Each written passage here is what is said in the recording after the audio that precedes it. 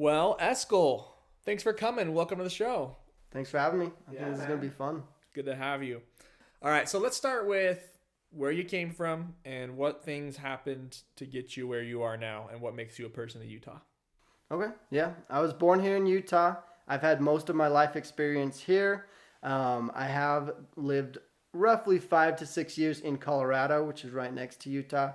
Very similar vibes, but I keep finding myself coming back to Utah because it is a great place. It's very unique. I feel like it's surprising at how much it's growing and how fast it's growing. Because like I've been to LA, I've been to Florida, I've been to lots of different places with huge populations, and even just like as simple as like the highway structure that we have here is just as good. You know, it's like we have so much room for growth and so much potential, and so I really like it.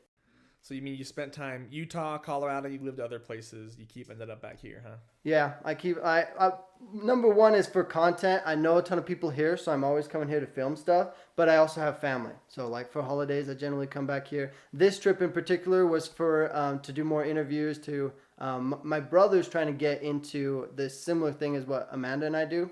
He started his own channel. He's experimenting with it all, and so I'm just trying to support him and help him with all that as well. Awesome, man. So yeah, I know you're a YouTuber, and I know your sister is.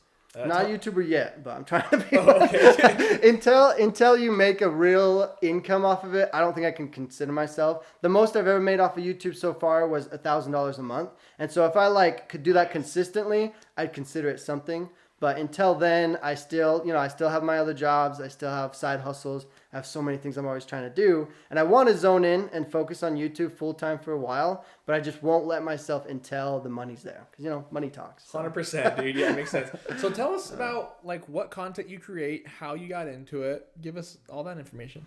Yeah, so for me, it was actually pretty easy because it's all about my upbringing. Because I was born in a polygamist cult, and every time I've talked to people about it, they always ask questions. So I've gotten really used to just talking about it, answering all the big questions about it.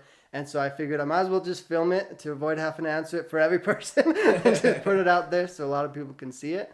And it's done really well. The reason why I've really kept it up is because the reactions is actually super wholesome, super nice. Tons of people support me and encourage me. And so it's just more fun than I ever thought it was going to be. So that's what keeps it going. Very cool.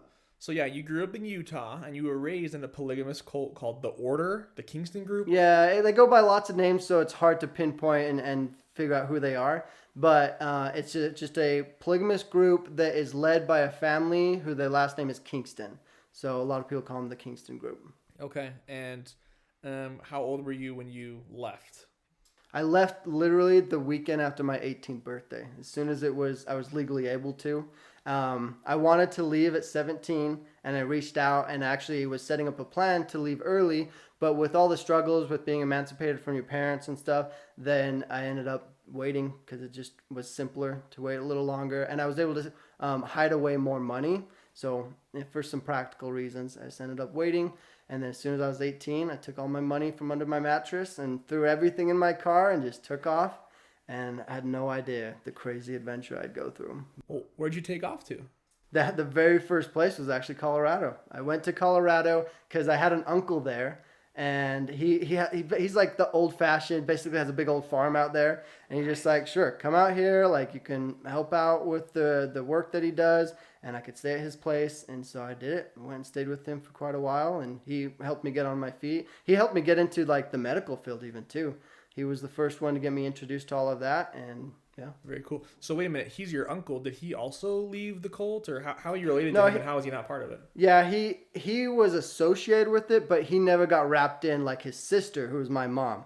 My mom, she wasn't born into the group, but she married into it. I didn't know that. Okay, so your mom did not grow up in the cult. Neither did your uncle, but your mom married into it. Mm-hmm. Okay, gotcha. Yep. And you're not the only kid who's left, right? A lot of your Oh, siblings have man. left. It's becoming like a really cool victory story, I feel like, because we're finally to exactly 50%. 50% of my siblings have left now, Very cool. and there's 50% of them still there. So we're getting there, slowly but surely. Very interesting stuff. So, and then that's an extremely unique background. I mean, that's what you talk about all the time, and it's your content and all that. But I think everybody who listens to my podcast is gonna want to hear, like, dude, like, what was it like growing up and stuff? Well, the most fascinating part is that a lot of the people I talk to are from here in Utah, and they don't even know about it, and it's down their street, and it's just crazy. I didn't know about it until you told me. It's like, where was it? Like West Jordan or something? West Valley? West Valley, yeah, right in West Valley, really close to Salt Lake City area, and they're integrated everywhere. Like now that they just passed 10,000 members. And so they're growing throughout all of Utah, and they're experimenting for the first time ever. Just last year, they created a branch in Pennsylvania near New York. I think this is just my idea. I don't know why, but my theory is that since Pennsylvania is close to New York and there's just a huge population in New York, they want to kind of integrate more throughout the U.S. So tell us, like, I mean, as a kid, what kind of experiences happened? I know you told me that they put you to work pretty young. I know your older siblings had already ran away and stuff. So what were some like the struggles that you dealt with growing up in the cult, and what led you to you deciding I'm done with this? What's interesting about that is I'm actually working on a video right now that is talking about some of the things that have actually changed in my mind. This might be diving too deep for anyone that hasn't seen any of my content before. That's okay. But the older I get, the more I start kind of seeing from an adult's perspective of running a cult and why they'd be having all these kids and stuff. And my shift has focused a lot away from the polygamy, because anytime I talk about it, everyone's fascinated about polygamy. And of course, it's a big deal. It's something that shocks a lot of people. But behind the scenes, and what I think is even the bigger issue than the polygamy itself, it's the neglect and the massive amount of kids that they have that are left to their own ruin, you know? And so a lot of the issues and the bigger problems with cults and any organization and group that is really like strict and forceful like this, it's what happens when the younger kids and the younger people in the group don't get the proper care and help that they need. And I feel like that's what a big struggle is. One of the videos my brother and I are working on is talking about how many times he had to basically reevaluate his life and rethink about what how he was going to basically survive in this cult when he was trying to do some of the stuff that they would ask him to do, and it didn't matter kind of like what he would do for it. He could never fully, how would I describe it? Like please the one above them, you know, the person in charge. So it's kind of like the cult is cultivating this way where you can't really fully be successful, even if you do supposedly everything that they say. And I feel like that's more of the root. I know it's kind of like getting really deep into it, but it just, as I'm getting older, I'm seeing more of like kind of why the cult leader is implementing some of the rules that he is implementing. But I'm also, it's kind of sad because I'm seeing more of how harmful it really is to the kids in the group. Because growing up in it, yeah, I got abused. I went through a lot of hard things, but I grew up in that. It was kind of normal, you know? So I didn't realize how traumatic that was. You had nothing to compare it against, yeah. Exactly, yeah. That's a huge one. You just don't have the information. And that's a big part of why they box you up. They don't want you to know all that information. Yeah. And you did go to public school for a while, right? Yeah, a couple years. And I'm super grateful for that because that helped me. That was my first initial interaction with outsiders, and to be able to know kind of a better understanding of how to get along with them, how to even get the help that I needed, you know? Because a lot of order members, they don't even know there's resources out there. So that's crazy. Yeah. I know you were on that TV show too, Escaping Polygamy, right? Yeah, that was a really tough decision for me because the one of the bigger rules in the group is that you don't spill the secrets. You know, you don't give away the information. And that TV show, right when I was fresh out of the group, like I literally had left, or I was planning to leave, and I hadn't even left yet when they first approached me and said, if you let us document and literally film your whole escape, we'll give you, like, it was chump change. It was like $1,000 or something. Not very much, but at the time it seemed like a lot, so I was so torn. I was like, I don't want all of them to know that I'm betraying them, I'm sharing all the secrets, and then they're going to get so mad at me. But then I was like, I also could use the money, and if nothing else, it'll help share information and help other people to know what's possible. That's so noble. That's great. That's a great perspective, especially like when you've just been so like indoctrinated, right? You haven't really considered any other perspectives and to take that. So that's awesome. Dude, man. Yeah, it goes so deep. Like the I hate watching it in the documentary, but it shows when I finally told my mom that I was leaving because she had no idea. I secretly packed all my stuff, did everything without her knowing. And when I finally told her, the first response, she was still in shock, but she started crying and she said, I'll never be able to see you again. Like, you're ruining your whole future and everything. And like, I literally at the time, I still wondered if I really was, because it's just all the brainwashing. You don't know what you can do. What's possible. Well, and you're out and you're living your life, whatever, but you still have a good relationship with your mom, right? Yeah. That's a unique aspect because they're supposed to cut me off, but I think because my mom wasn't born and raised in it, she's always been a little bit more flexible with the rules. And I think the more I come around her, the more she's like, oh, you're not, a little devil worshiper. You're not quite what they said you would turn into. Because they paint the picture, if you leave, you're going to instantly get addicted to drugs. You're going to live under a bridge, all this. They tell the worst stories ever. And I think a lot of them believe it. They really do. So when they see Amanda and I posting videos about traveling and doing stuff and like being successful, I really think it shocks them. I think a lot of them are like thinking that we're lying, or they just think that we're like the outliers, I guess. Sure. That's not supposed to happen. Very interesting. Okay, dang, dude. So yeah, you saved up your money and you hit the road. Why do you say you're saving your money under a mattress? Don't they like take your money and stuff, but also like put you to work? Yeah. So it's extremely hard to get your money out because you have to get permission slips for anything with money. All of your money is supposed to go to them. So I would go to work every single day.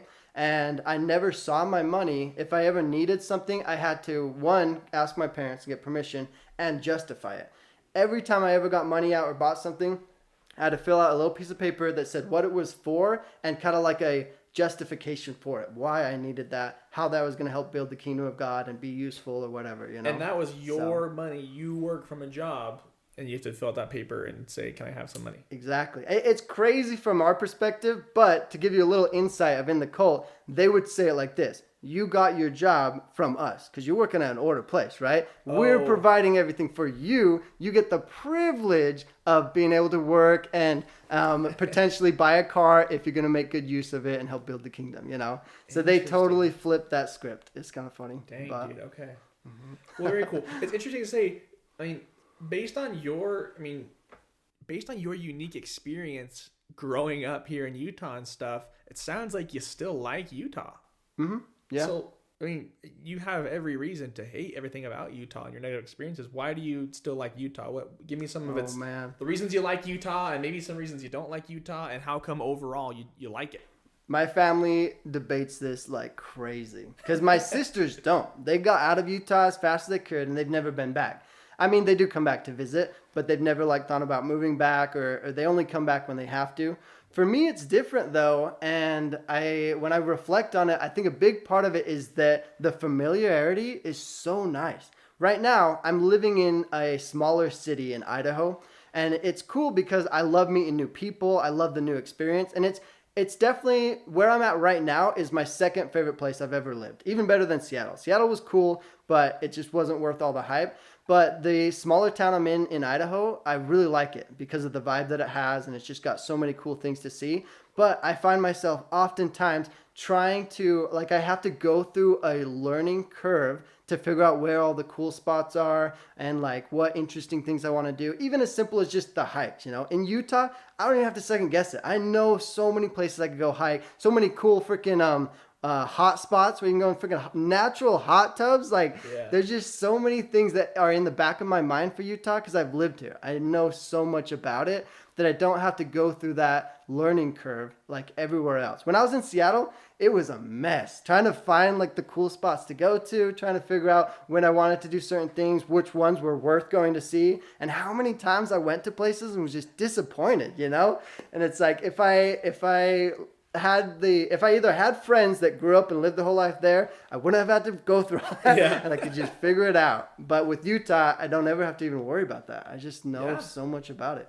That's cool. Great. So the familiarity sounds like it's a huge aspect for it. That's interesting because you and your sisters had very similar experiences growing up, but you both have very different opinions on the state of Utah and stuff. So that's very interesting. Let me have on the show sometime. That'd be cool. Yeah, I like to think that I'm just more optimistic and I'm good at like brushing off, like, because like I do have to admit the negative side is if I ever ran into like Brother Paul, the cult leader, that would be awkward, that would be weird. But it's like the chance of that is so slim, and then the amount of time that would be uncomfortable for isn't worth relocating for, you know. It's like point. Whatever, you know. And to be honest, it would be actually a little bit fascinating to see what would happen, you know, because me personally, if I were to cross this path, I would shake his hand. I'd be like, "Oh wait, what's up, Brother Paul?" And like to see his reaction. And I have no idea what he'd do.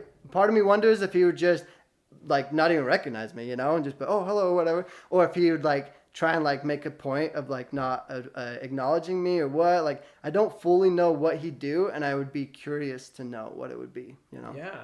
Well, and I guess to give a little bit of background, the reason why that's interesting is because this man, not only is he worth almost $500 million now, but he has hundreds of kids. Like this person is growing up, he's literally the person that I had on my wall. Like every family has a photo of him, you know, the prophet of their cult in their house. And so it's like growing up, he was this idol. He was idolized, always talked about. And so there was a time in my life where I thought he was a godlike figure. So it's not just, you know, seeing some president or whatever. It's crazy. It's deeper. Yeah. It's but with your experience as a kid and stuff, you associate him with other things. Mm-hmm. So tell me, I mean, it sounds like you love Utah a lot. What's your favorite place to go to in Utah? Favorite thing to do? A lot of the natural stuff. There's tons of stuff outdoors to do, like those lava hot springs or like hikes. Angel's Landing I went to, that's down really far south, but it's still in Utah. Yeah. That one was one of my favorite hikes I've ever been on. The only one that comes close to that is in Oregon. I went to one with the 3 waterfalls or whatever. That was really cool. Oh. That one was fascinating. But other than the natural stuff, I mean, a lot of the like, what's it called? Entertainment, Topgolf. Topgolf was actually really hard to find out there. There is one in Seattle, but there's not many like elsewhere. Topgolf is really fun to go to, as well as Utah's got surprisingly a lot of speakeasies. And to me, they're hidden restaurants. They're so fun because they try to be all hip and cool, right? So it's actually kind of hard to find them. They're hidden away. Like my favorite one is Prohibition.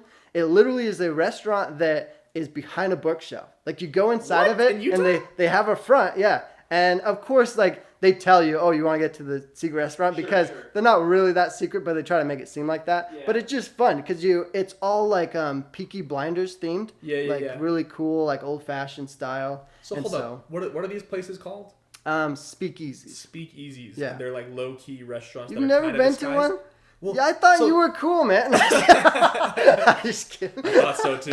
Well, that reminds me, though, and now that you mention it, there's a place I love in Salt Lake called like the Pie Pizzeria. You heard of that? Oh yeah, It's like right by the U or whatever. It's not that low key, I guess, but it's kind of cool. That's like, dude, that has some of the best pizza ever. But like, you look at that place and it's like looks weird. Like you wouldn't think that it's gonna be that great. 100%. Awesome. No, yeah. So I guess that's an example. But you have to plug me up with some of that stuff, bro. Yeah, there's 2 new ones that opened up in Salt Lake City, like downtown, and then the closest one to this down here, because I don't know Provo too well, so I don't know if there's one down here, but in Sandy, that's where Prohibition is. Wow. Okay, so growing up in the order, were you allowed to kind of go out to eat these places if you wanted? Could you go do these hikes and stuff? How was that restriction? Any of the active stuff. Yeah, hiking. Technically, it was kind of like talked down to go to any restaurants that weren't owned by the group. The group does own a few restaurants and like mom and pop shops. And so they tell you to go to those because you're supposed to keep everything in the group.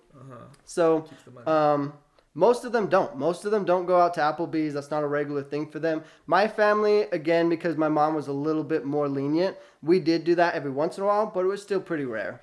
So. Interesting. Okay, so that maybe that's why the owner, like you're saying, owns $500 million or his net worth or whatever. Yeah, so that's oh man, that's still a rough estimation. I talked with one of Paul's own kids, so I feel like he has some insight on it, and he was just listing off all of the different businesses that they've been investing in over the last few years, and they've created, because they take everyone's money, 10,000 people's money, and they put it all into different businesses and create these businesses and try to build them into stuff. And there was even one of them that pulled off I think it was like $200 million scam on the government, the U.S. government. And he's in jail right now. There's a whole news report on it. The orders kind of tried to disown him and say he's not part of the order. But obviously his family, he was, and his family was. But he's in jail now because he started a company with a lot of order funds that said they were making natural gas. They were making a more purified natural gas, but they were really just getting gas from Flying J or some other place and then claiming it was there. And they still created some natural gas, but like 2% of it was the natural gas. So the government's saying, thanks for the energy. Here's some... Okay, exactly. They got tons of tax write-offs, tons of benefits, and the company like blew up because they were supposed to be a good company. People are buying gas from them and it's just Flying J. Exactly. It's just it turned into this huge scam, which... To be like real, I do think it started off legit. I think they really were like creating some natural gas and it was good. But then they saw the profits when they just slid in some other stuff. It's a lot cheaper just to buy Flying J gas and upsell. Okay, so that's funny. Do you think that this leader or whatever, do you think that he genuinely believes the doctrinal things? Or do you think it's all like a ploy for him to get rich? Is he just like...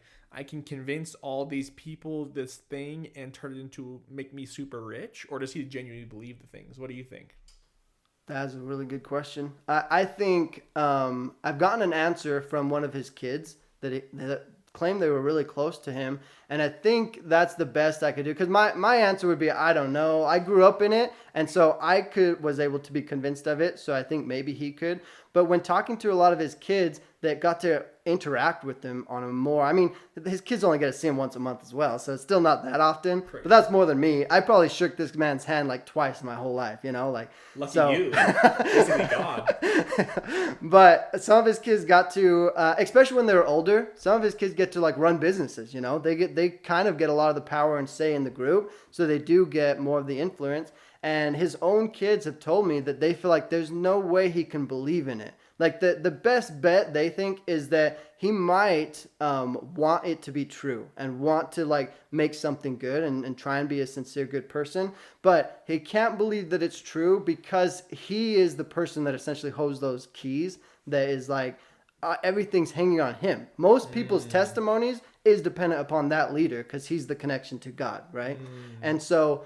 a lot of people can say, you know, Brother Paul told me this. My testimony is on Brother Paul. Like, he's the one that's the reason why this is like God's church. But Brother Paul can't do that. Brother Paul can't put any of the blame on anyone else. So either the best case scenario, he's trying to make something good of what he has, but there's this very small chance that he actually believes in it. Because for one, I think he would be changing a lot of things. He would have to have more of a moral compass rather than being so okay with giving power to corrupt people and letting so many corrupt things happen within the group. So very interesting. Okay. That's the best answer I can get. I wish I could interview him. I really do. I think that would be the wildest thing. Dude, yeah, let me get him on. He's a person of Utah. He's welcome on my show. I'll have a conversation with him. There's no way. They even have, the order now has a spokesperson that is designated. For media and stuff? Supposedly, of course they don't have any media, but like if they get into like lawsuits and stuff, they have a spokesperson for them. And even that person, I've reached out and tried to see if there's any way we could do some sort of video or even not even be on camera, but just to answer questions that we have about the group. Yeah. And they won't do it. They just refuse because they don't want to screw anything up is my guess. But yeah. I mean, dude, I would be very interested in that. And I would like sign whatever paperwork they wanted after I read it. Like I would be open to like, I won't say a single negative thing. I want you to be able to share your side of the story. I would be so interested in just hearing objectively what they think and believe, and I'd be interested to hear. Dude, but do you want to know what's crazy though? I couldn't get that, so I tried to get the next best thing, and I got one of Paul's kids to agree to do one. And he said as long as I blur his face and everything, and he was, I feel a little bad. He was over 18, but he was still kind of young, so I don't think he fully knew what he was getting himself into. But I did exactly what he said. I agreed. I would not push him. I would not pressure, like get into any arguments at all. I'll just simply put up questions, and I really wanted to get his sincere answer, right? So I literally met him at the University of Utah because he was nervous, and so we rented a little studio or whatever, and we did the interview. and I posted it. And seconds after it was live, he was calling me and texting me saying, please take it down. All my siblings are mad at me. Like, he got in so much trouble. And he didn't even realize, because he was just a genuine member. Sure. And he was just like, I'm just giving answers. And he did. He only said good things about the order. He was trying to be as positive as possible. And everyone got so mad at him. But I know why, though. Because an answer to an order member is going to sound crazy to an outsider, but to them, it doesn't sound crazy. Right. But of course, they need it worded by the spokesperson or whatever. Exactly. They need to run it. And it's funny though, because like the higher ups in the order, they know that, but a lot of the lower members, they don't. They're just so used, and they're always surrounded by those people that they don't recognize it, I guess. So are there any second generation members of this? It sounds like all these adults are like the ones who started it or married into it. Are there people who like, I was born and raised in this and I have kids who are born and raised? Are there any of those people or no? Oh yeah, for sure. Yeah, it's multiple generations. It's on, so it started in not super long back. It was like 1939 or 1940, around there. And so it's had a few generations. The leader that created it was 3 generations away, because it goes Brother Paul, who's the leader now, his dad Ortel, and then that man's dad Eldon was the creator of it. So does this Paul guy, the leader now, you said he has more than 100 kids? Oh yeah, he is the biological father of more than 100 people. Yeah. Mm-hmm. That is crazy. It's wild. Now he does have we think it's up past 30 now, but we can only confirm for sure he has 25 wives at this moment. Wow. Yeah. So pretty crazy. A confirmed minimum of 25 different women that are the mother of his And the average amount of kids each woman has in the group is 10. So that's like the average. Gosh. So just imagine how crazy it gets. There's some, I think the record is 20, like 21. From one woman giving birth 21 times? One woman, yeah. I mean, that one in particular has some twins. So sure, but that helped to break the record. Still, yeah. But they still all crawled out of her. So all out of the same person. And that makes me want to laugh. That also makes me just like, wow. That just has like a weight of sadness to hearing that. Like, do these women like believe this doctrine genuinely, or do they just kind of say, well, this sucks? Like, what I imagine is that all these women are thinking, man, this sucks, but this is my only way to go to heaven. Like, or are they kind of passionate? Like, yeah, this is great. I'll have as many kids. Woohoo. Dude, you'd be surprised. At least growing up in it. And I know for sure there's a variety. There's always different ones. But there's a surprising amount that fully believe in it. And that's why they're there. They're fully dedicated. And I mean, how much of it is up to brainwashing and other things, I don't know. But I know for a fact there are quite a few members that are full-hearted, all the way in, dedicated. So wait, I know that the men have multiple wives, but how do these other women have 10 kids? Some of them are with Brother Paul, but some of them are also they have multiple husbands? How are they having What do you mean, multiple kids? Well, because if 25 women each had 10 kids, then that's 250 kids. But Brother Paul only has 100. No, I say more than 100. It's probably like 250, yeah. I just don't want to over-exaggerate and get the number wrong. That no one has been able to track down the exact number. That's why I can't say how many kids he has. You're saying he has like at least 100, but likely over 200. Exactly, a minimum of 100 kids. This is absurd. Sure. Yeah, more than 200 biological kids. Yep, that is absurd, dude. Mm-hmm. Wow. That's crazy.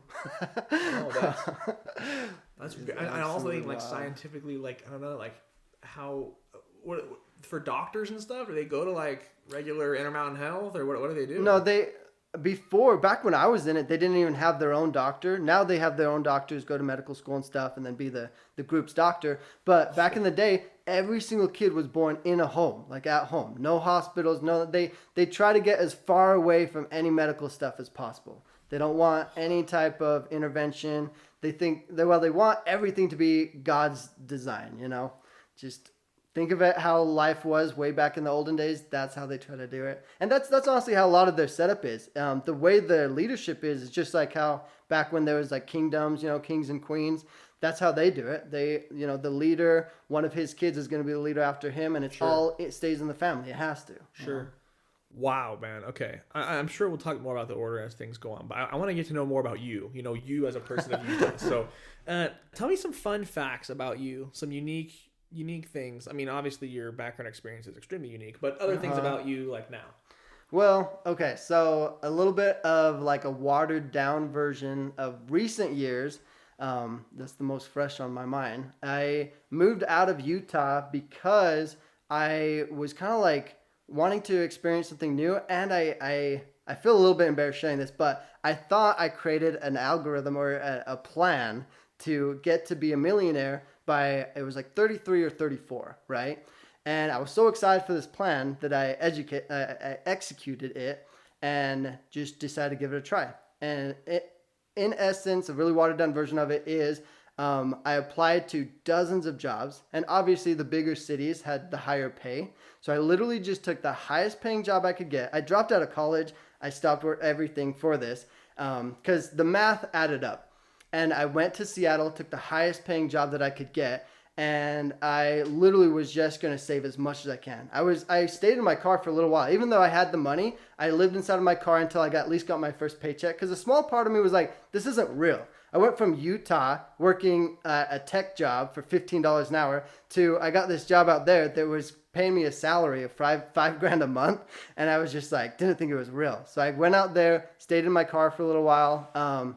And I got the job, and it was just the wildest experience. It was a whole roller coaster I went on, went all over the place, had a few bad financial decisions, but then eventually just ended up from there going to Idaho, where I'm at now, and investing in a few different businesses and still doing social media on the side. I have way too many side hustles right now, so I need to narrow them down. But I, in essence, was just trying out a bunch of different things, seeing what would have the best return on its investment, and then doubling down on that. And that's taken me all over the place. It's been wild. It's been a little bit scary, I will admit. But it's been fun, for sure. Well, that's cool. Yeah. No, I mean, and it's, I don't know, you don't have to have your plan perfectly executed. I'm a big believer in, like, I don't know, imperfect action is better than perfect planning. You know, I mean, I'm making this podcast. I don't really know what I'm doing. I'm just going for it because it sounds fun to me. You know what I mean? Yeah, if you throw enough shots, one of them's going to make it. And so that's where I'm at. And that's why it's a little bit awkward, because I feel like I'm right on the cusp of a big change in my life. And I know a lot of people say that, so it sounds cliche. But I've been trying out so many different things, and I failed quite a few times, but I really feel like I'm getting close to something where I'm going to have a story to tell, but right now I'm in the mud of it all, so I don't quite have full story, but something's happening. Yeah. Well, and this is the stuff that makes the story, you know. And do you want an interesting story? Please. I haven't told anyone this, but I'm just about finished with the video that's going to be coming out. I'm not even going to post this on YouTube. It's only going to be on my Patreon, because it's an embarrassing story, but I learned a lot. So I do feel it's worth sharing it. When I was in Seattle, I was super obsessed about saving every penny because I wanted to get to that goal, right? And so I wouldn't let myself do a whole lot. I would skip out on going bowling with my coworkers. I wouldn't go out and do stuff until one night I got just so bored that I ended up going to a casino.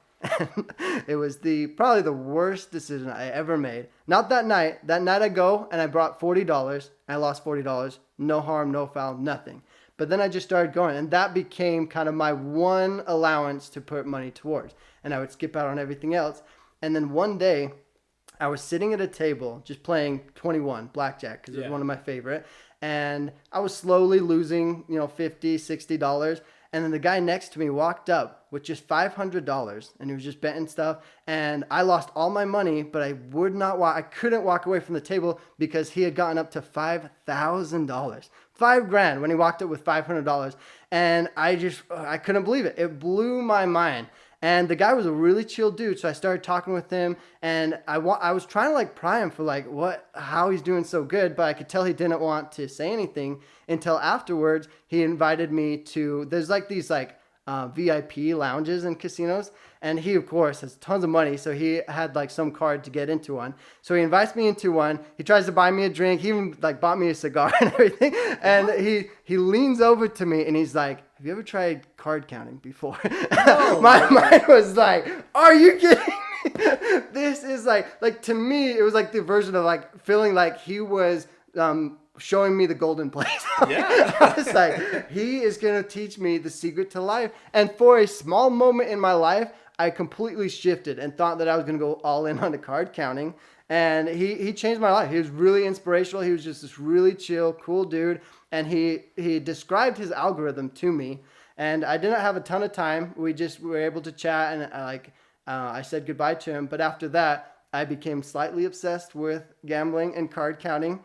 And it was just a crazy adventure. I don't know if I'd ever want to share the actual numbers, but there were times when I walked in the casino with just $500 and multiple in both directions. There were times it's gone up close to $9,000, and I've lost over $9,000 at times. So It's been insane.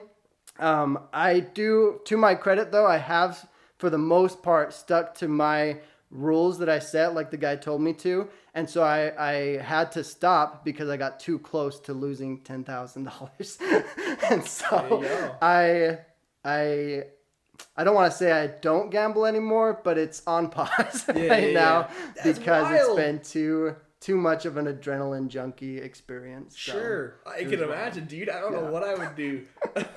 Feeling, man, it cannot be described. When I literally, like, my net worth at the time was probably at most like 12,000 or something, and I had days where I was walking out of the casino with close to my net worth in my pocket. Like, oh my gosh, man, that's one of the probably hardest stories for me to tell because I was so close. I really feel like I mean, I know every gambler will say this, but I felt like I got so close to making real good money from it.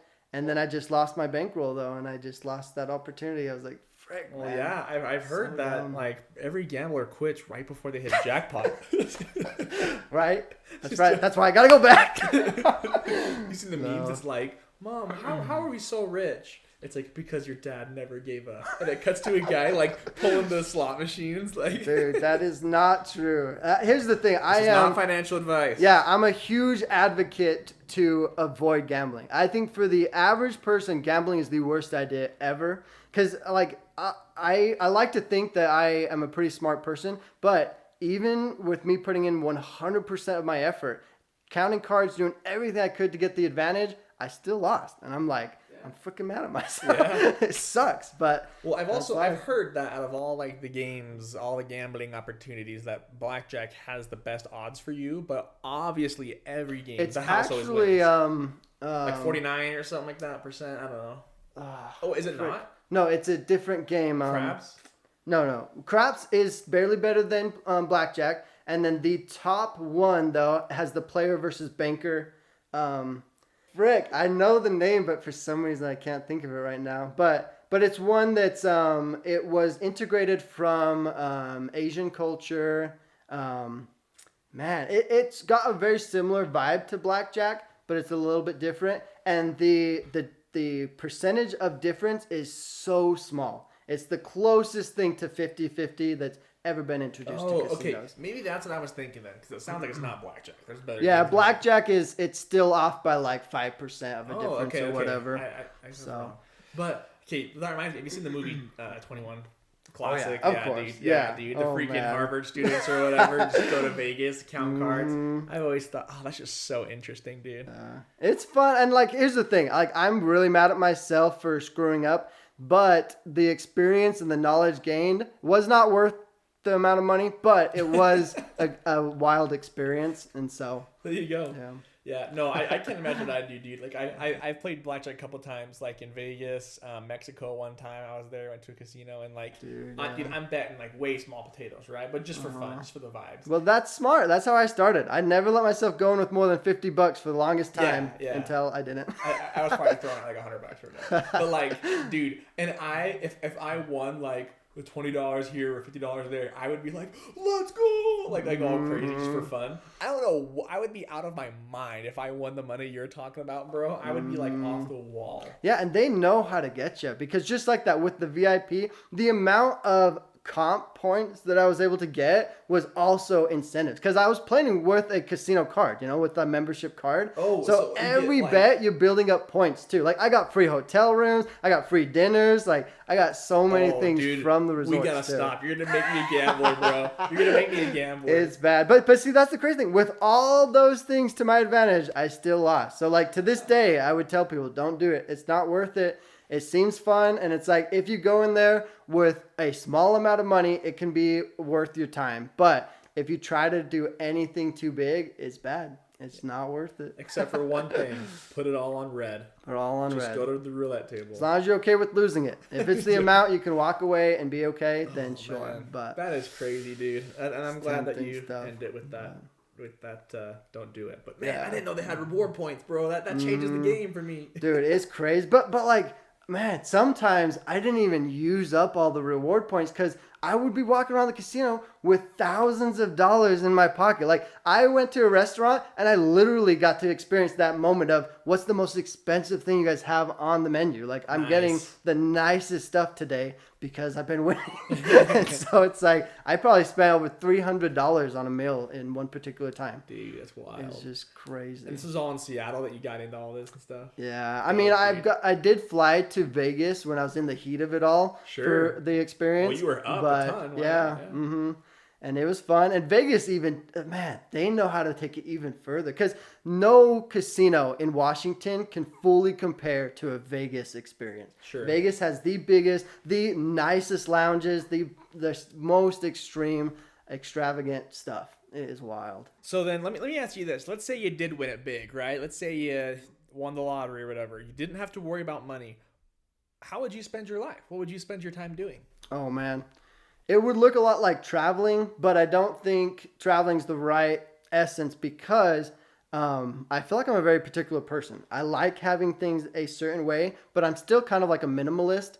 So ideally, I would have like all of my favorite countries and have like a, I guess like a penthouse, you would say, so that I could go places. Because one of my favorite things is I feel like I'm constantly chasing something. And so I'm always going and moving and trying to experience new things. So if money was no question, I would constantly be going places. And I don't want to say moving though, because I hated moving. Every time I had to haul my stuff, of course that sucks. But to have enough money to just stay in the nicest hotels everywhere, buy anything when you need it, and only have to bring the small essentials, then it's like, yeah, I just keep going. I'd always go places. Okay. Mm-hmm.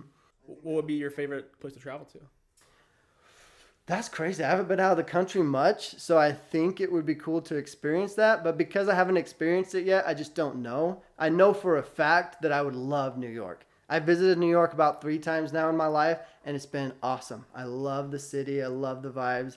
I love just how cool everything looks. And that reminds me, I remember there's one time I was going to New York with a couple friends, and like a few days before I went, you were in New York. I was there, yeah. And you were in the Brooklyn, and I was like, and you said, "Hey, I hid this." You sent me a video. That was so fun. You said, "Hey, I found this little like hole or weird spot in the Brooklyn Bridge. I'm gonna hide this thing here. Here's a video of it. Now, when you come next week, you find it." And I couldn't find it, but it was a cool idea. It was like, just cool that we were both gonna be in the same place. It was fun. Yeah, but... That's sweet, dude. Okay, maybe while you're there, you can head over to Pennsylvania and hit up the new order location, bro. Oh man, that would be weird. But that's one of the cool things about New York. I feel like it just has this energy, Sure. So many people has been there. It's the history of it is just goes so far back. The history is interesting. When I lived in New Hampshire for a little bit, there were cities that were founded like obviously before America was founded in 1776, right? There were still people living in all those states for a long time, right? Yeah. It just took a while. So I was like, oh, this city was founded in the 1600s. I'm like, what the heck? This city's older than America. Like, that's kind of crazy. So I do think the history of the East Coast and stuff and a lot of those cities is way cool. You know what that makes me think of, though?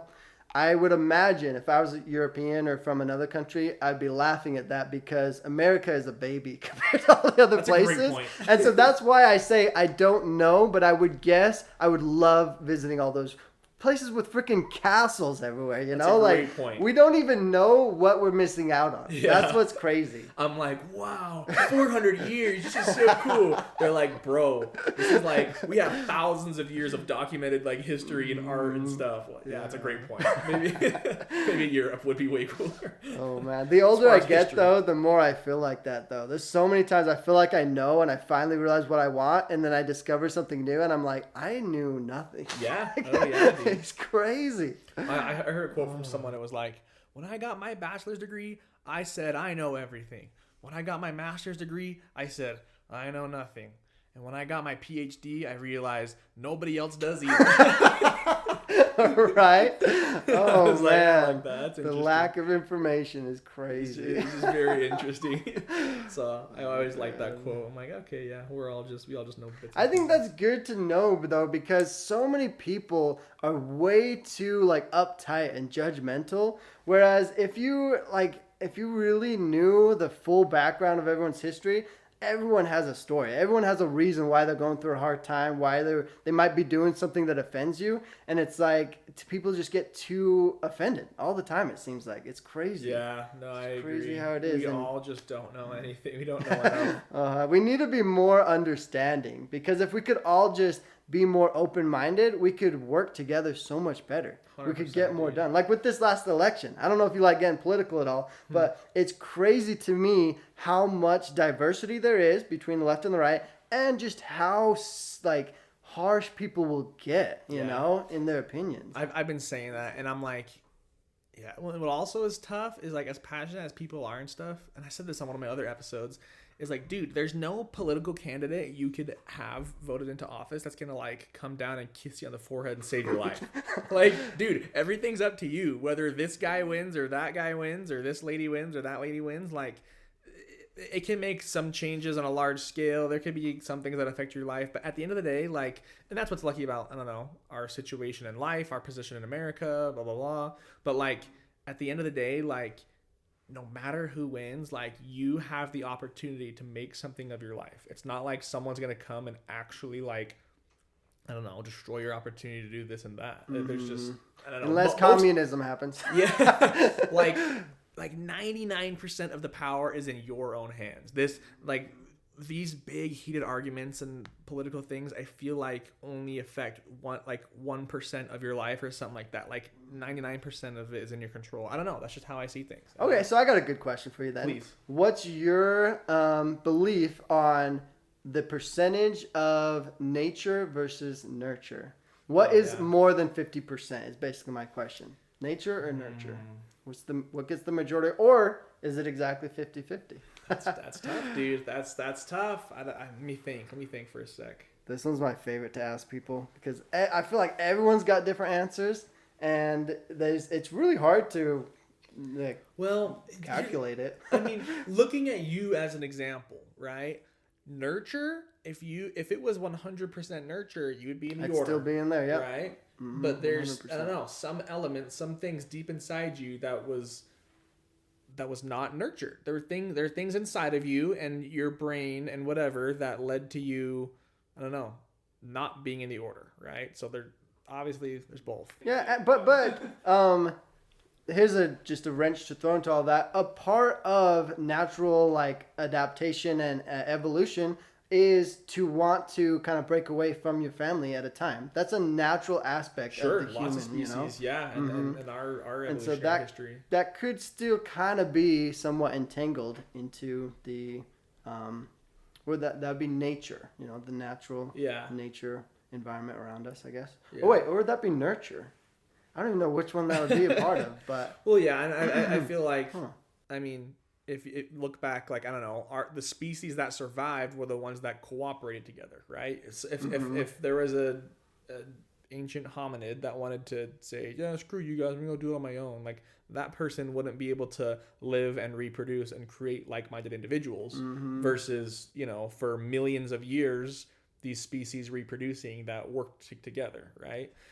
There's so many interesting things. It's like, in my evolutionary medicine class, one cool thing we learned about was blushing. It's like, why do humans blush?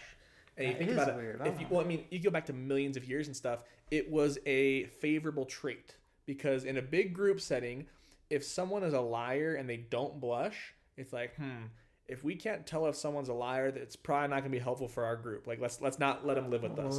Versus the people that could blush, it kept them honest. They said, okay, I think it'd be good for our group if we kept someone like this who blushes and we can know when they're lying.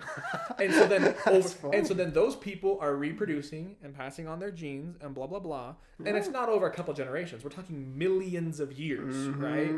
And so that ends up being, something that exists today. Right. It's just interesting. Yeah. So.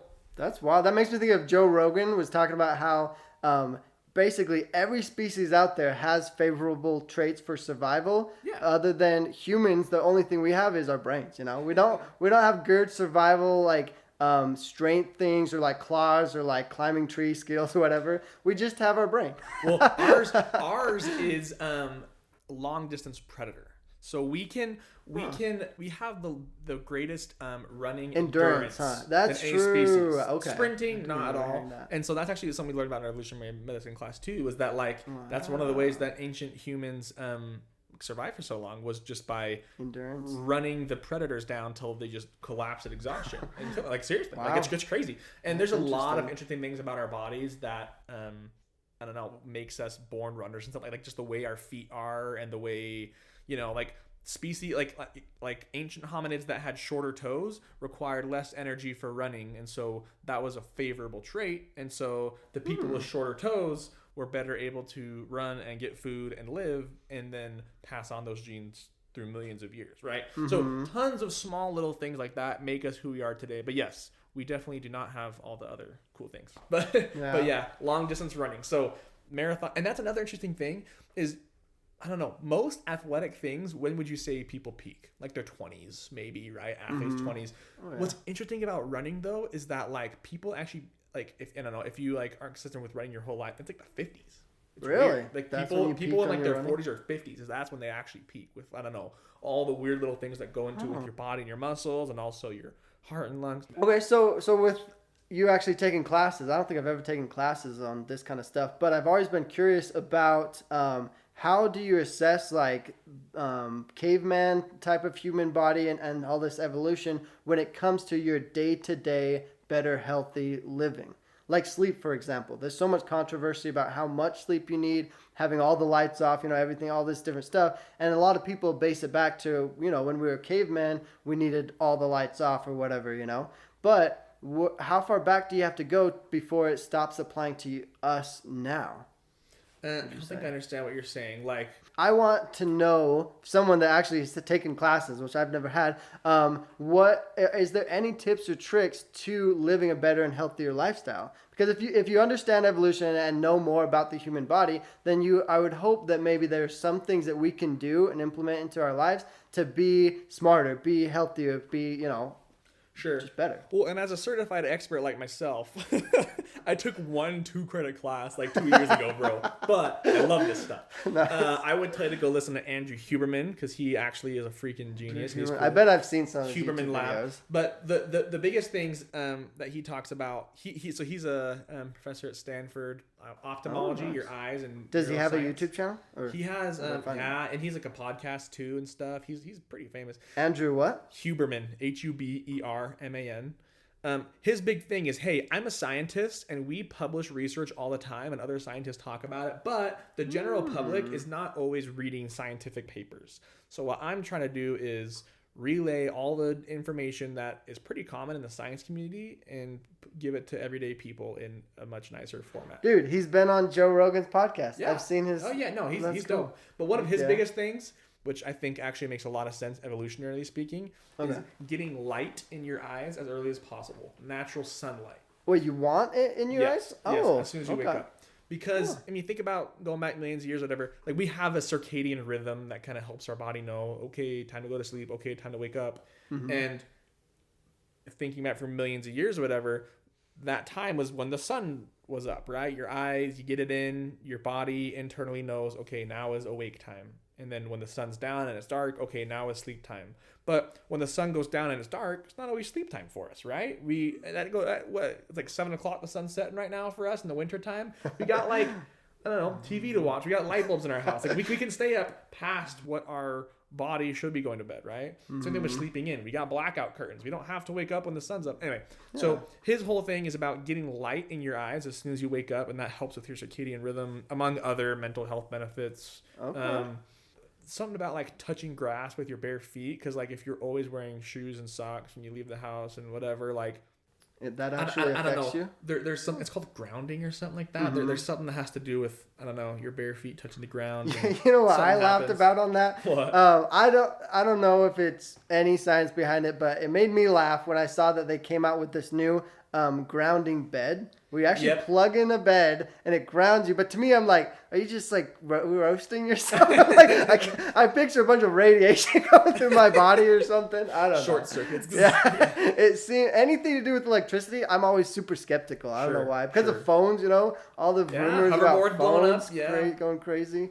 It's like, but anyway, so yeah, I don't know anything. He knows stuff, and I've heard a couple things from him. But well, and with cancer being so prevalent, dude. My dad just got diagnosed with cancer, and it's just like I feel like I'm a little nervous that it might be genetics, running in the family. But there's also like a million things nowadays that cause cancer, and so it's way more. Well, prevalent. yeah. All the chemicals, like our body's hasn't been prepared evolutionary for all these weird little things, right? We've gotten by on millions of these other things. So maybe in a million years from now, all these chemicals won't harm people. The chemicals They'll that adapt, probably, people are going to die from all these chemicals or whatever, but the people that live are going to be fine and pass those genes of being fine on for millions of years. You know what I mean? It's true. Yeah. Same thing can happen. But so how far do you take that though? Because isn't there a lot of debates on how there's tons of people that are in hospitals and like on machines because their body can't handle the environment? And it's like there's, like... You talk about the hygiene hypothesis, which is that we are so clean now that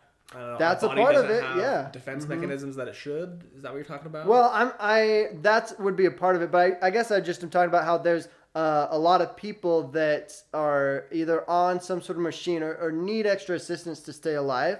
And it's like, thank goodness to the technology that they can be alive, but is that meant to be? Like, that's not a part of evolution, So it's almost like, are we interfering with evolution? But I don't know. It's interesting. Yeah, no, good stuff, dude. Yeah, and I really someday want to get some of my professors on this podcast because it's so interesting. That's when it would be especially when it comes to implications of religion and stuff, and how it's like, oh, wait a minute, like, can I still believe in Adam and Eve and evolution? No, like, can these ideas coexist? I don't know. That becomes a pretty interesting thing. Like I feel like most people who profess to be Christian think that you can either believe in God or believe in evolution. You can't believe in both. I do not think that's true. And I can go into that there's for a long time. Scientology now. Isn't the Scientology cross? I just learned it the other day. It's like a regular cross, like an egg. Oh, and I know it's not a. No, but when the first time I ever heard of Scientology, I thought it was science-based, like religion. Like trying to mix religion and science all together or something. I mean, it's not. I've done a little more research into it. I still don't fully understand that I don't group, know anything about but it's definitely doesn't seem like it has a lot to do with science. I don't know. I don't know anything about it. But no, dude, that'd be a fun thing to hear their take, because I mean they teach at a religious university about evolution stuff, and it's like I don't know. I feel like, especially when I see comments online and stuff, it's just so interesting. I feel like 99% of Christians think you cannot. I don't know. They just think that those two things cannot coexist. They think I have to believe this or that. So many humans are too simple-minded about it. Just like with the idea of those new YouTubers that go to BYU. There's full YouTube channels that just do interviews and run up to people on BYU campus. Dude, and they always expect every person there to be Mormon. And they're not, And they're always like, what? This can't be. You're not a part of the church and you're here. It's like the mind is blown. It's like, how do they not get that? I just interviewed the other day. A girl in my class at BYU is not a member, because I'm like, that's so rare and it's so interesting. Like, why would you come to this school? And it was pretty cool. She had a cool story. Like, yeah. You'll hear it sometime. But it's just funny to see how people are so used to putting everything in boxes, Yeah, and they don't like when the boxes get interrupted. It's funny. No, it's all cool. I feel like that's my life, though. I like screwing with things, mixing up the pot. Sure. Well, and the other thing about that, I don't know, way of thinking too, dude, is like, how do I say this? I don't know. There are very few convictions that I'm like, I gotta figure out how to say this. There are very few things I believe that I'm not willing to change my mind on. Like, let me think of how to say this. Do you consider yourself a very open-minded person? Yeah. That's what I'm trying to say. But what I mean by that is, like, I don't know. Like, I feel like most convictions and things that I hold, I am absolutely willing to drop for new information and new, I don't know, ways of seeing things. I feel like it's not that hard for me. I don't know. Dude. With a lot of things, with something. This makes me think of a quote that I just heard the other day, and I know the guy's face, but I don't know the guy's name. But he says that most people get to the point where they have enough information to know, so that they know something is true, but they don't quite have enough information to know that they're wrong about that situation. And a lot of people do that. And I've definitely fallen victim to this as well. There's so many times, the older I get, it happens even more often, where I just get more information and then it validates something else, some other belief system or something else that I believed in, that it's like I've gotten to the point where I hate saying it this way, but it almost feels like I can't trust myself all the time because I've been wrong too many times, you know? Sure. And it's like, it's kind of like that. Like once you get to a certain point, nobody knows anything, right? And so it's just the open-mindedness of being like, okay, as much as I might know, there's always more knowledge to be had. So I almost have to be open-minded. Otherwise, I'm going to be wrong. Like it's inevitable. Dude, here's another element that throws all of that for a loop. You say like, as we get information stuff, is what about getting misinformation or getting disinformation and filtering that? It's like, what if you're right about something and then some sort of misinformation, disinformation, something comes along that you think, oh, more information, I'm changing my stance on this or that. But it turns out you were right, air quotes, whatever, in the first place. But so that's another big thing is filtering stuff like that. I think, dude, AI is gonna be so funny with that. I think I don't know, dude. AI is gonna be so funny. Rage baiting online, like I don't know. There's so many nuances to that, and like I don't know. Yeah, it's gonna be crazy for sure. It's fun to think about.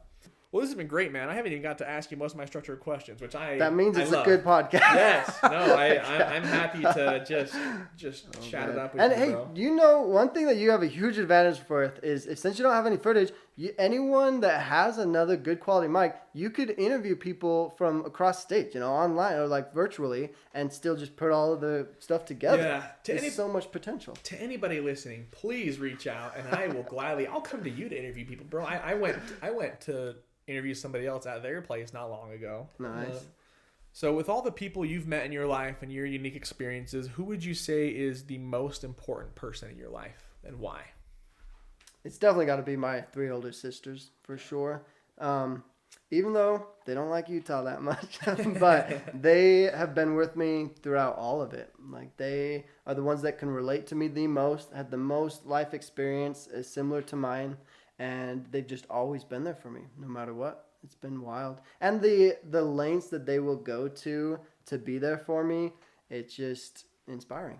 You know what's cool is I can actually see that through like social media and how you portray yourself. Like I think that's true. I think I see them as just like, I don't know, very helpful, caring people. I feel like, you're just like always kind of under their wing and they're like taking care of you no matter what. Like I see you guys going on trips together. I see you guys doing stuff and I'm like, dude, I know they got your back. Yeah, it's thanks to them that I've been able to have so many great life experiences. My sister Amanda, her last birthday, she really wanted to experience like the Malibu lifestyle in California.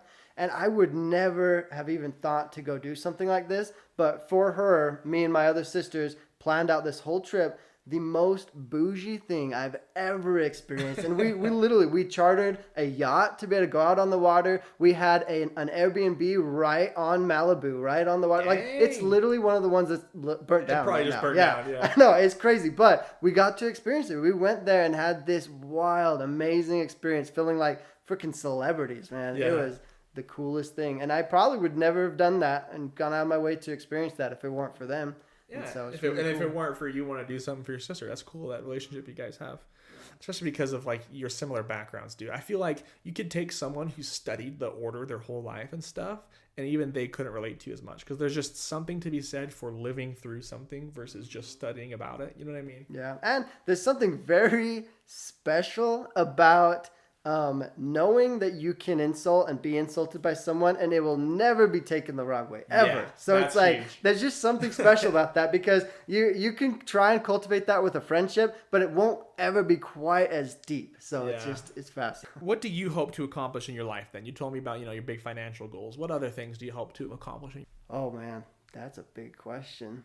I think along those lines, a big dream of mine is to be able to be have a business side of my life that is always thriving and always presents opportunity. Because I feel like it's just so important to have the ability to take something and improve it, make it better and turn it into something that's useful. And I feel like business is basically the way the world does that right now. And so being able to just have the capability of running a business, maybe buying a business, making it better, and then selling it, things like that, where you just can have opportunities for people and make something out of, in essence, nothing, being able to just improve things. I feel like that's a really good skill to have. So I think if we're talking like long-term goal, I think developing that as a skill set, having the skill to be able to cultivate businesses or like improvements for businesses, I think would be huge. Even though I don't necessarily consider myself a businessman, but I do feel like the way I interact with people and want to be able to like create cool, great things, in essence, it would look like a business in a way. Dude, that's awesome. So. That is so cool. Well, in closing, Eskel, what impact do you want to leave on others before you die? Oh, man. I'd probably have to steal my older sister's quote of just question everything. She says that all the time in her channel. And I think it's just been one of the simplest small things that have made the biggest impact in my life. Just don't ever accept things just for face value. There's always a deeper meaning or some other view to look at stuff. And the best way to find that is to question it, ask about it, and look deeper. That's a great quote, man. We'll give you the credit for that one, not your sister. We'll give it to you. Well, one that I still use that you use all the time is because, you probably quote it from someone, but the happy little accidents. Yeah. I'm always like, every time I fail, I'm like, it's not a failure, it's just a happy little accident. Bro, I quoted that from Bob Ross. I mean, that's right. The painter. Yeah, that's funny. Well, I'll take the credit for that one. That's great. Yeah, well, you're the first person I heard it from. There you go. So. Okay, cool. Well, hey, man, appreciate you coming on. I just got to say, I think given your background, it is just so impressive. Like, I don't know, your perspective on things and what you told me about your goals and how your life is going and just your general like outlook on life. So impressive and so positive given such a dark background you have. So I appreciate you, man. Thanks for coming on the show. We'll have to do it again sometime. For sure. Yeah. Thanks for having me, man. Thanks for coming. Thanks for visiting us in Utah. Stay as long as you like. Dude, you got to be on mine again, too. The video I did with you, the whole tasting foods or whatever, that one got over 5,000 views. That one did pretty good. I got to look it up again. Okay, that's cool. Yeah, really quick. Let's plug where they can find you. Like, what's your YouTube channel name? Just EskelsCultExperience. And honestly, if you just type in Eskel, it will come up. It's such a unique name that it's pretty easy to find. That's true. Oh, yeah. Maybe really quick, before we actually go. Tell us how you got your name and your last name, because I think that's pretty interesting and unique. Okay, so Eskel actually originates from Norwegian, people, I guess. And if I go further back in my heritage, it does go all the way back to Norway. But it just trickled down the line, and my great-grandpa, his name was Eskel, and my mom was really close to him, and so she picked that name for me. And then the last name was, in essence, she just picked it randomly because of the whole polygamy aspect and it being illegal, they had to keep things kind of in the unknown of like who my father was and who I mean, not so much who my mom was. I really don't know why they didn't give me my mom's name, but just they decided just to pick me a random weird name, and they just gave it as my last name, and that's how I got it. So your last name, Grant, is not your mom's or your dad's last name. Your mom just picked it. Nope. They just picked it. I'm that unique. I'm that special, you guys. I think that is just so cool, dude. That's crazy. Okay. Well, and then what was it called? Eskel what? Eskel's Cult Experience. Eskel's Cult Experience. I tried to do a runoff of Joe Rogan's experience. Yeah. I just love his podcast, man. I've seen so much. Train by day, Joe Rogan podcast by night. Yeah. All day. Uh-huh. I just like that he brings on like so many cool guests and stuff. Yeah. Like, well, I just love that he can do whatever the frick he wants, man. Yeah. He's just so cool. I don't often care for what he has to say, but I care to hear like the different people. Like he'll bring on like, I don't know, like Trump and Kamala Harris. Like, you know what I mean? Yeah. He'll bring on, I don't think he ever actually got to, but like he would. Like, he did have Trump though. He interviewed Trump himself. Like, how cool is that? It's crazy. Oh man. I mean, he brought on like the Archaeological Society. He brought on, I forgot who, like one guy who was really supportive of this one thing, one guy who's against it, and had him like debate on a show and talk about it. Like, he brought on like Elon Musk and also Mark Zuckerberg, and he just, I don't know, brings on all kinds of big people. Yeah, I kind of get the vibe that Joe Rogan and Elon Musk are some of the only ones that are still keeping a fair argument for the other side. I feel like a lot of the other ones are kind of like censorship and like way too much of one opinion-based side, I guess. But Elon Musk and Joe Rogan are doing a great job Just at very mixing straight it up, up. yeah. Well, I remember like when Elon Musk first went on Joe Rogan's show, he like smoked weed or no, he smoked like a cigar or something. I can't remember. In front of everybody, it was like all over the internet. But I mean, Mark Zuckerberg just announced the other day that they're done with their whole fact checking thing. They're like.